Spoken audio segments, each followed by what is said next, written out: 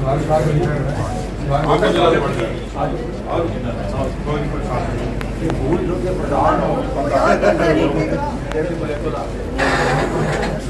प्रधान हो, प्रधान रहे। भारत माता की अपना भारतीय जनता पार्टी जिला सिरसा और हमारा संगठनात्मक जिला डबवाली के दोनों जिलों के हमारे संयुक्त रूप से कार्यकर्ताओं की बैठक हुई और इस बैठक में 14 अप्रैल को भारत रत्न डॉक्टर बी.आर. अम्बेडकर जी का जो जन्म जयंती समारोह और उस दिन एक बहुत बड़ी योजना के तहत युग प्रवर्तक समाजवाद के सबसे बड़े घोषक महाराजा अग्रसेन जी के नाम पर अंतर्राष्ट्रीय हवाई अड्डा हिसार में जनता को समर्पित करने के लिए हमारे देश के दुनिया के सर्वश्रेष्ठ नेता श्रीमान नरेंद्र मोदी जी आ रहे हैं और उनका भव्य स्वागत हो और डॉक्टर बी.आर. अम्बेडकर जी की जयंती समारोह में सरसा जिला से भी हजारों की संख्या में कार्यकर्ता पहुंचे।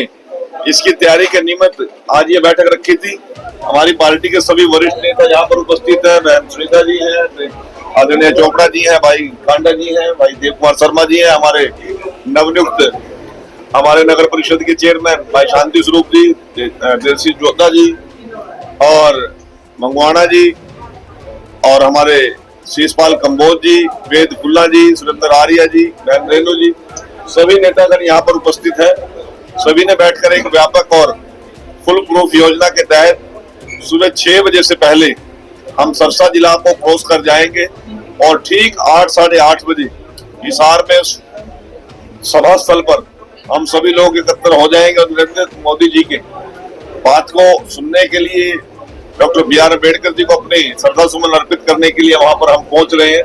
किस प्रकार की योजना हमने बनाई है, अभी तक दोनों जिला से लगभग 130 बसें और लगभग 300 साधन पार्टी कार्यकर्ता लेकर जा रहे हैं और लगभग 500 व्हीकल लेके भाई गोविंद कांडा जी ने भी विधानसभा वाइज एक अलग सूची बनाई है।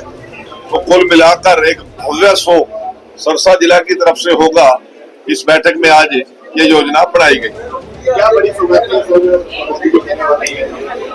हमारे सरसा को यदि आप पुराने टाइम से स्टडी करो, दादरी, भिवानी, फतेहाबाद और सरसा और हिसार, ये ओल्ड हिसार जिला का पार्ट है। अब ओल्ड हिसार जिले का पार्ट होने के नाते हम सरसा को भी हिसार ही मानते हैं और हमें अंतर्राष्ट्रीय हवाई अड्डा मोदी जी देकर जा रहे हैं। इसके साथ साथ 3000 एकड़ का एक इंडस्ट्रियल हब वहीं पर उसी रोड पर स्थापित होगा। जो हरियाणा आज कृषि प्रधान प्रदेश के नाम से पहचान है, जिसकी ये अंतर्राष्ट्रीय हवाई अड्डा बनने पर, कार्गो बनने पर एक औद्योगिक क्रांति का स्वरूप यहाँ पर आएगा और यहाँ के हर नौजवान को उस औद्योगिक क्रांति के माध्यम से रोजगार भी मिलेगा और कारोबार करने का अवसर भी मिलेगा।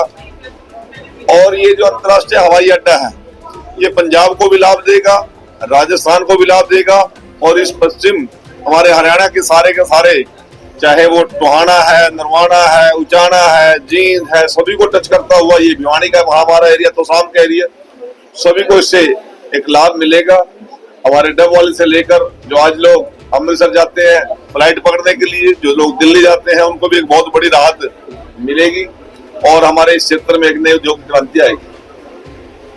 बेटी जी, कल आपके उत्तर कर्नल प्रताप जी भी आए, नशे को लेकर काफी बढ़िया काम कर रहे हैं और आप भी उसी महकमे के मंत्री हैं, क्या कहना चाहते हैं? नहीं, वो एक उसने एक अलग तरीके से बाल्यकाल से 2015 से भी पहले एक अभियान उसने चलाया हुआ है। वो एक इंडिपेंडेंट एनजीओ के द्वारा काम करता है, आयन के नाम से, एसोसिएशन यूथ अगेंस्ट नारकोटिक्स।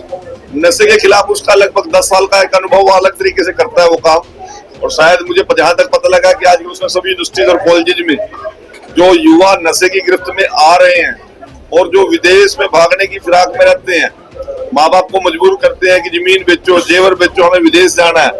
इसी प्रकार से गन कल्चर के खिलाफ भी उसने एक अभियान बड़ा छेड़ा हुआ है।